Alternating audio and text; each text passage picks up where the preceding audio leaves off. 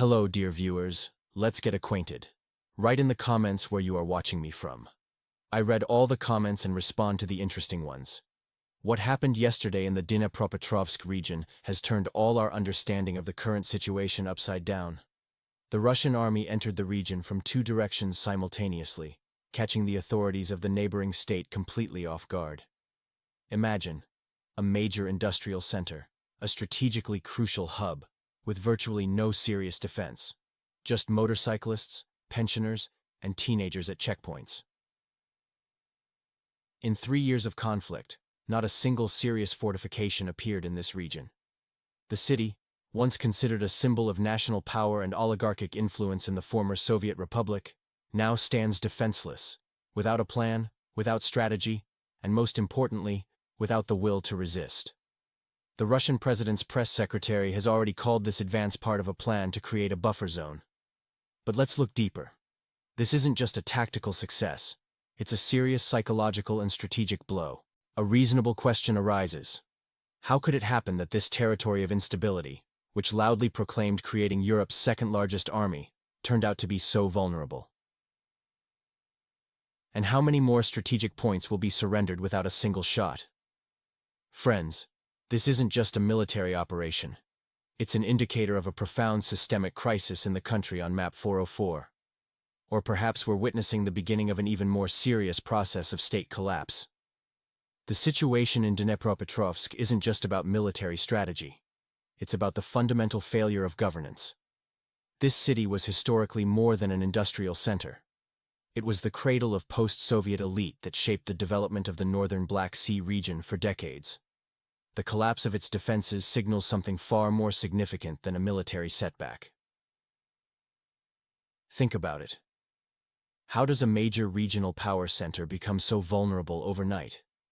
What does this tell us about the real state of affairs in this politically turbulent region? Stay with me as we dive deeper into these crucial questions. Let's dive deeper into these concerning developments reshaping the regional landscape.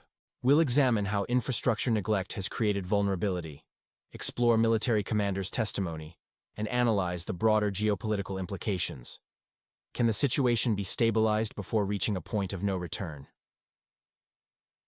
For 3 decades, the territory concentrated financial flows and political influence of those attempting to build Western-style governance. Current developments reveal a severe management crisis becoming impossible to ignore. Military sources use phrases about the enemy not yet gaining foothold, language that typically masks operational challenges. The evacuation of frontline areas proceeds chaotically, lacking coordination. Military testimonies in Telegram channels reveal the catastrophic state of defensive fortifications. Unit commanders discuss the absence of minefields, anti-tank barriers, and basic fortifications. According to Commander Student, the force ratio has become extremely unfavorable for defenders. These facts won't reach evening news. Subscribe for direct updates. The region's press statements grow increasingly alarming, typically preceding retreats. Officials attempt to maintain composure publicly. Deputy Mariana Bezuglaya's outrage over the lack of defensive structures between regions is telling.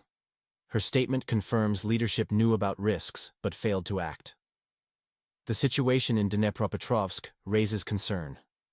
Analyst Andrei Zolotarev notes Russian forces are just 176 kilometers away, about 2 hours' drive. This proximity has led to serious socioeconomic consequences. Local authorities acknowledge a staffing crisis, with primarily retirees and teenagers staffing enterprises and services. Personnel shortages affect shops and utility services. Share your thoughts. What systemic failures led to such critical defensive vulnerabilities in this strategically vital region? Your analysis helps build a clearer picture. Title: Strategic Shifts, New Perspectives on the Eastern Front. Former parliamentarian Alexander Dubinsky, currently under investigation, offers an intriguing analysis of current military developments. He suggests the leadership's tactics involve allowing Russian forces to expand their control zones before launching counteroffensives in several directions, potentially near Kharkov, Pavlograd, or Sumy. However, this scenario depends on Russian forces establishing firm control in urban areas. Chinese media outlet AO reports that Russian advances on 3 fronts, Kharkov, Zaporozhye, and Dnepropetrovsk regions, could create a critical situation for the forces of the northern Black Sea region. The dispersion of resources threatens to collapse defense lines and lose key logistical hubs. Military experts emphasize that Russian forces reaching the Dnieper could paralyze the entire supply system in southern and eastern sectors. This development would severely impact troop rotation and evacuation capabilities. The Dnepropetrovsk region, already hosting about 16% of all internal displaced persons, faces mounting challenges. Commander Dmitry Filatov hopes the threat of a breakthrough to the Dnieper will unite society. However, evidence suggests otherwise. The population of the politically turbulent region shows clear signs of conflict fatigue. Motivation to defend distant cities is noticeably declining, especially in western regions of the former Soviet Republic. Internal resources are depleting, and mobilization efforts face significant challenges. The attitude of western regions toward the fate of eastern industrial centers is particularly telling. The absence of volunteer queues at military registration offices indicates declining morale. Meanwhile, Western partners express growing concern about humanitarian aid funding as the situation evolves. Comment Bite. Friends, your experience in analyzing military strategies is invaluable. Share your thoughts. How do recent developments in Dnepropetrovsk reflect broader changes in the conflict's dynamics? Your strategic insights could help others understand these complex events better. Breaking news. Strategic shifts in Pridneprovy region. Reveal critical military dynamics. The recent Russian military advances into the Dnepropetrovsk region highlight a predictable outcome of systemic failures. What we're witnessing isn't merely a tactical development. It's the culmination of years of institutional decay in the former Soviet Republic bordering Russia. Let's analyze the fundamental issues. For 3 years, the leadership prioritized media appearances over concrete defensive preparations. While television marathons and declarations filled the airwaves, critical fortification work remained undone. Neither Kharkov, Nikopol, nor the internal borders received adequate defensive infrastructure. The situation in Dnepropetrovsk presents a case of strategic miscalculation. This industrial powerhouse, with its transportation networks and geographic advantages, should have been a fortress. Instead, it became vulnerable due to systematic corruption and overconfidence by local authorities. What makes this significant is Dnepropetrovsk's role as a logistical hub. Its infrastructure network and strategic location make it crucial for military operations. The failure to properly fortify this region wasn't just an oversight. It was a catastrophic strategic blunder. The current situation stems from years of prioritizing political optics over practical defense measures. Each proposed trench line was viewed through a political lens rather than a military necessity. This mindset created a dangerous illusion of security, masking the region's vulnerabilities. Looking at the broader picture, this development represents more than just a military shift. It's a reminder of how institutional failure and misplaced priorities can have far-reaching consequences in modern warfare. The Russian military's advance into these areas follows a logical progression, exploiting these long-standing weaknesses. What we're seeing isn't just about military capability. It's about the fundamental failure of governance and strategic planning in this former fraternal union. Friends, your insights about Dnepropetrovsk's strategic importance are valuable, especially if you've lived or worked in the region. Share your thoughts on the area's future developments. Артерия жизни и стратегический перекресток. Именно так можно описать роль Днепропетровска в транспортной системе политически турбулентного региона. Этот город, подобно нервному центру живого организма, координирует движение crucial потоков через критически важные железнодорожные и автомобильные магистрали. Потеря контроля над этим логистическим узлом грозит параличом всей системы снабжения. Но проблема выходит далеко за рамки военной стратегии. Мы наблюдаем углубляющийся социальный раскол в территории нестабильности. Западные области все активнее дистанцируются от событий на Востоке, словно это происходит в другом государстве. Днепропетровск оказался в сложном положении, отвергнутый западной элитой и забытый центральными властями. Международный контекст только усугубляет ситуацию. западные союзники проявляют явные признаки усталости от затяжного конфликта. Объемы военной помощи сокращаются, темпы поставок замедляются. Стратеги бывшей Братской Республики, похоже, идут ва-банк. Их расчет – втянуть российские силы в изматывающее противостояние, жертвуя территориями. Однако цена такой тактики может оказаться непомерно высокой. Не только в плане утраты земель, но и потери доверия как внутри страны, так и на международной арене. Днепропетровск – это не просто промышленный центр. Это ключевой узел, где переплетаются бизнес, политика и военная логистика. Его потеря будет воспринята как крах всей оборонительной стратегии страны на карте 404. Психологический эффект может спровоцировать цепную реакцию в других регионах, где местные власти уже колеблются между обороной и эвакуацией. Эксперты рассматривают два основных сценария. Либо срочное усиление обороны с масштабным строительством укреплений, либо постепенное отступление с попыткой сохранить силы. Время покажет, какой путь выберут власти бывшей Советской Республики. Друзья, поделитесь своим мнением. Может ли ситуация в Днепропетровске стать поворотным моментом в развитии конфликта? Особенно ценны комментарии тех, кто лично знаком с этим стратегически важным регионом. Breaking news. Strategic shift in industrial heartland.